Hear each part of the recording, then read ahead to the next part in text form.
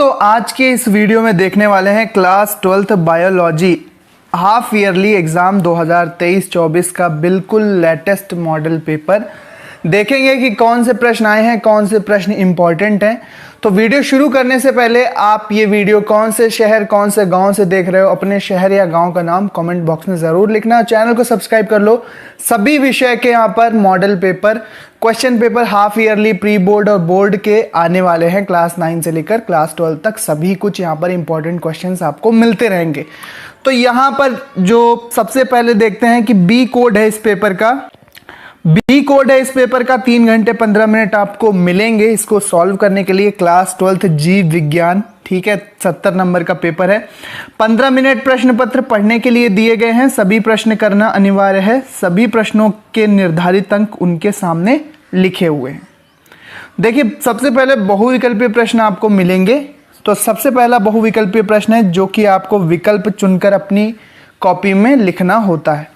द्विनिषेचन की क्रिया किसमें होती है? द्विनिषेचन की क्रिया किसमें होती है? तो द्विनिषेचन की क्रिया होती है अनावृत बीजी पौधों में। किसमें होती है? अनावृत बीजी पौधों में द्विनिषेचन की प्रक्रिया होती है। नेक्स्ट है हमारे पास क्वेश्चन कि निम्न में से किसमें 23 गुणसूत्र होते हैं? 23 गुणसूत्र किसमें होते हैं? इस पे मेटोगोनिया में या जाइगोट में, जिसको युग्मनज कहते हैं, द्वितीयक oocyte में या यूगोनिया में। तो द्वितीयक oocyte में 23 गुणसूत्र होते हैं। इसके बाद अंडाणु यानी एग या ओवा को निषेचन को रोकने के लिए सबसे उपयुक्त तरीका कौन सा है? तो ये सभी तरीके निषेचन को रोकने के लिए हैं। अंडाणु के निषेचन को, एग के फर्टिलाइजेशन को रोकने के तरीके हैं। कौन कौन से तरीके हैं? बंध्याकरण, हार्मोनल गर्भनिरोधन और अवरोधक युक्ति। वंशागति की इकाई क्या है? तो जीन वंशागति की इकाई है। पहले गुणसूत्र को माना जाता था, लेकिन बाद में पता चला कि गुणसूत्र पर कई जीन लगे होते हैं और यही वंशागति की इकाई होती है। अब एक एक नंबर के प्रश्न देख लो। एक एक नंबर के प्रश्न कौन से आएंगे? किसको भारतीय भ्रूण विकास का जनक कहते हैं? किसको भारतीय भ्रूण विकास का जनक कहते हैं? आतर्व चक्र क्या है? सहायक जनन प्रौद्योगिकी का प्राथमिक उद्देश्य क्या है? सहायक जनन प्रौद्योगिकी है, उसका उद्देश्य क्या है? देखिए बच्चों, 12th का ये पेपर मॉडल पेपर है। कोड हालांकि मिल जाता है कभी कभी, तो बिल्कुल सेम भी आता है, लेकिन सारे क्वेश्चन आपके बोर्ड, प्री बोर्ड और हाफ ईयरली के लिए इंपॉर्टेंट है। इसी के अकॉर्डिंग अपनी तैयारी करो। सारे इंपॉर्टेंट क्वेश्चन हैं, इनमें से ढेर सारे क्वेश्चन आपके एग्जाम के लिए महत्वपूर्ण हैं। सारे के सारे ये इंपॉर्टेंट हैं, तो इसी के अकॉर्डिंग अपनी तैयारी करो। एक जबरदस्त मॉडल पेपर है ये। बैक क्रॉस से क्या तात्पर्य है? जेनेटिक्स में ये आपको मिलेगा।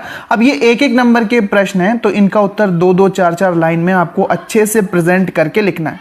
आरएनए तथा डीएनए में कौन सी पेंटोज शर्करा पाई जाती है? यहाँ पे आरएनए और आरएनए लिखा है, लेकिन यहाँ पे डीएनए होगा। तो आरएनए और डीएनए में, आरएनए में राइबोज शर्करा पाई जाती है और डीएनए में डीऑक्सीराइबोज पेंटोज शर्करा पाई जाती है। टी तथा बी लिम्फोसाइट का निर्माण तथा परिपक्वन कहाँ होता है? टी लिम्फोसाइट्स का निर्माण और परिपक्वन कहाँ होता है? लिम्फोसाइट्स टी और बी कहाँ पर बनती हैं और इनका परिपक्वन कहां पर होता है? ये बस आपको 2 शब्द लिखने हैं और उत्तर हो जाएगा। कोडॉन किसे कहते हैं? कोडॉन किसे कहते हैं? ठीक है, जीन का एक सीक्वेंस होता है जो कि विभिन्न लक्षणों का निर्धारण करता है, उसे कोडॉन कहते हैं। बड़ी अच्छी सी परिभाषा और उदाहरण आपको लिखना है। नेक्स्ट पेज पे चलते हैं और देखते हैं कि कौन से प्रश्न पूछे गए हैं।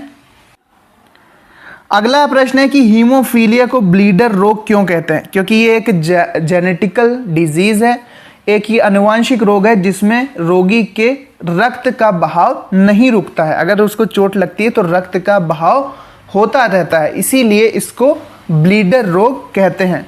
ठीक है, ब्लीडिंग किसे कहते हैं? रक्त का बहना, खून का निकलना, उसी को तो ब्लीडिंग कहते हैं। तो ब्लीडर रोग कहते हैं हीमोफीलिया को। और हीमोफीलिया क्या है? एक आनुवांशिक रोग है जिसमें रोगी का रक्त बहता है अगर उसके चोट लगती है। वैसेक्टोमी क्या है? ऋजुवर्ती बीजांड के अनुलंब काट का चित्र बनाइए। देखिए यहाँ पर एक डायग्राम पूछा गया है।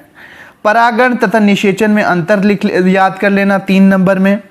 इसके बाद देखो यहाँ पर मानव के शुक्राणु की संरचना का सचित्र वर्णन के, तो हेड, नेक और टेल यहाँ पर सिंपल सा आपका डायग्राम होता है, जो स्पर्म होता है उसका, उसको जरूर याद करना, बना के जाना। सरोगेट माता पिता पर टिप्पणी लिखो। डाउन सिंड्रोम क्या है, इसका कारण और लक्षण बताइए। डाउन सिंड्रोम क्या है, गुणसूत्रीय विकार है। गुणसूत्रों में जब कुछ अल्टरेशन होता है तो वहां पर डाउन सिंड्रोम दिखता है। अब आपको ये बताना है कि गुणसूत्र के कौन सा जोड़ा या कौन सा गुणसूत्र अनुपस्थित होता है जब डाउन सिंड्रोम होता है। इसके लक्षण बताना बच्चों, ठीक है। लक्षण कमेंट में लिख दो कि डाउन सिंड्रोम का लक्षण क्या है, 3 नंबर। इसका सॉल्यूशन पूरा कॉपी पेन पर हम बाकायदा लाने वाले हैं, तो चैनल को सब्सक्राइब कर लो, आपको पूरा सॉल्यूशन भी मिलेगा। बी डीएनए तथा जेड डीएनए में अंतर लिखो। तो अलग अलग प्रकार के डीएनए होते हैं, उसमें आपको अंतर लिखना है। सक्रिय और निष्क्रिय प्रतिरक्षा में अंतर लिखो। एक्टिव इम्यूनिटी और पैसिव इम्यूनिटी में अंतर, 3 नंबर। अंतर में काफी प्रश्न पूछे जा रहे हैं।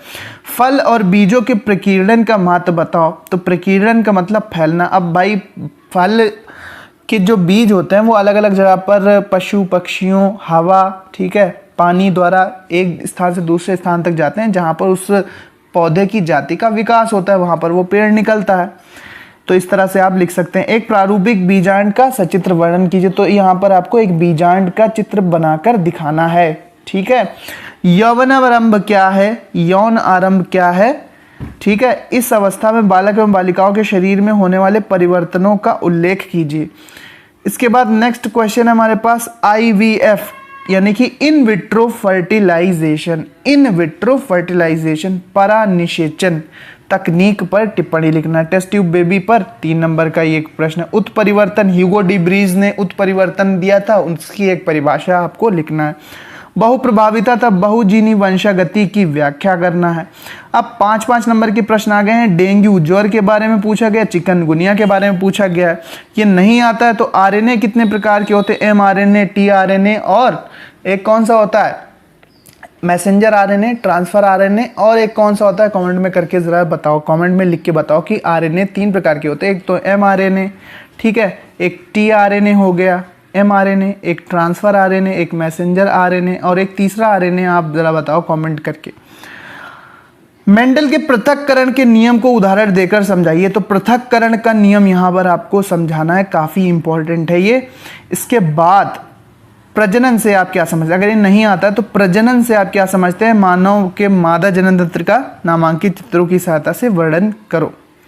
परिवार नियोजन जरूर पढ़ के जाना है, हाफ ईयरली हो चाहे प्री बोर्ड हो चाहे बोर्ड हो, सभी में आता ही आता है।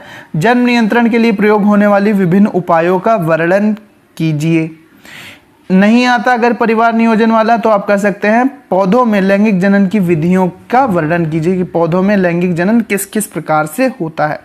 तो ये पूरा पेपर था, इसका सॉल्यूशन पूरा कॉपी पेन पर आंसर सहित हम यहाँ पर लाने वाले हैं, तो चैनल को सब्सक्राइब कर लो। ये PDF, ये पेपर आपको हमारे टेलीग्राम चैनल पर मिलेगा। टेलीग्राम चैनल का लिंक जो दिया है वो डिस्क्रिप्शन में, वहाँ से जाकर आप इसको प्राप्त कर सकते हैं। सो मिलते हैं अपने नेक्स्ट वीडियो में। सारे क्वेश्चन इंपॉर्टेंट हैं, जरूर सॉल्व करके जाना, ठीक है। मिलते हैं अपने नेक्स्ट वीडियो में। आपको कौन सा एग्जाम का पेपर चाहिए कमेंट में जरूर बताना, half yearly, pre board, board, सभी यहाँ पर आपको paper model paper, question paper, important questions मिलते रहेंगे। So thanks for watching and good luck for your exams.